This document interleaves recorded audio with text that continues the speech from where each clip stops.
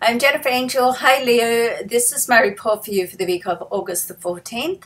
So this is quite a exciting time, for want of a better word. We're in between eclipses. Mercury is going retrograde this weekend on the 12th. And there's lots happening, so let's go through it. And of course for you, Leo, a lot of it is happening right in your sign and certainly around and influencing your sign. So we just had a week ago the lunar eclipse right opposite you. The sun is still in your sign, so happy birthday, Leo.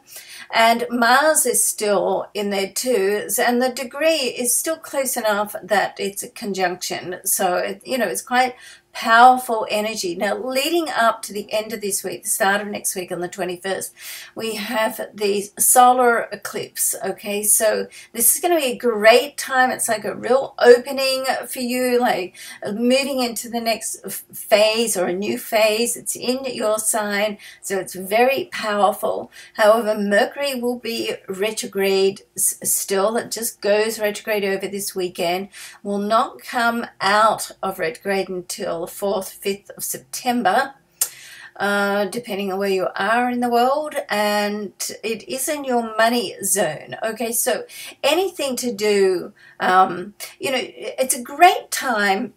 Let's talk about this Mercury retrograde because, when it first sort of goes in or out of retrograde, it's like the 2 or 3 days either side of that, which can be the most disruptive.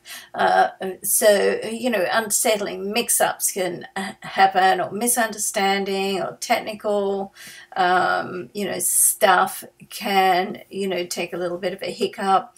So, but once it does settle down into its retrograde, it's a great time to do some planning. So certainly be careful with money always, but over this next, that storm period this weekend, the 12th, 13th, 14th, 15th.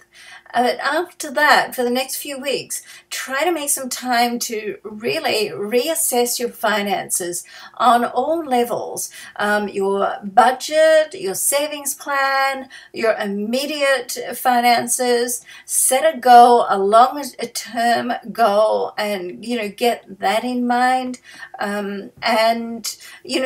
Think about what's your attitude towards money. I mean, it's okay. We all have aspirations of, attracting what we want in life. It's different for each and every one of us. But this second house where Mercury is in your money zone is also the area of, I probably said this to you last week and next week too, also it's the area of self-worth. So really, at the end of the day, with internal programming, which can sometimes come from childhood, it's really, how worthy you feel of attracting what you want in life, in this case, prosperity, money, abundance, money, is how much that you will receive. So you want to sort of really do some work on that. Watch your linguistics about money. Try to put anything to do with money in an affirmative way for now and the future, not in the past and not in the negative way. Sometimes we can say, well,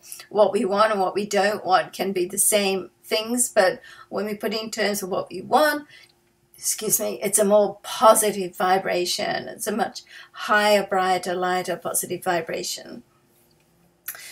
Okay, let's have a look at what else is going on. So right at the same time, we've got the sun in a favorable aspect with Saturn. So this is very, very nice for relationships, particularly taking relationships to the next level, okay? Or you could meet somebody during this time that you just feel it more attuned to, and you feel that they're, let's say, relationship material, because let's face it, at some point in time in our life, each and every one of us are open to a relationship, and at other times, we're focusing on other things. So I do feel that if you're looking for love, then you can find someone that you're resonating on at on a long-term basis at the moment. It also allows you to discard any old attitudes or emotional baggage that you're carrying around. So pay attention to synchronicity and coincidences and things that remind you of past relationship situations, because if it's reminding you and coming up, then that's like a message for you to look at it and, you know, just discard it. And we do have in the sign before you Venus in an opposition with Pluto this week, so this is really good for an image presentation overhaul, okay? So, you know, sometimes we can have different personas and different images. So, you know, you might have one for work, one for home, one for love. So you want to try to sort of integrate them as much as possible and just be you, who you are, because that's that area where Venus is in the sign before yours. And that's about being honest with yourself, okay? So not keeping any secrets from yourself mainly, okay? So it's a sort of like a reality. It's a reality check that you have with yourself, and that can be hugely transformational, particularly in this period that we're in and leading up to that solar eclipse. And right at the end of the week, there's Mars in your sign is going to present an opportunity on a creative level. So if you're working with a creative project, it can really get a push ahead.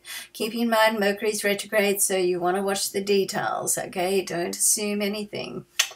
All right, so the card I have selected for you this week is from John Holland's Psychic Tarot Oracle deck, and guess what? There it is, transformation. Okay, so, and it's a 1 and a 3, which is putting creativity or getting creative about your life, getting creative about designing your exact life that you want.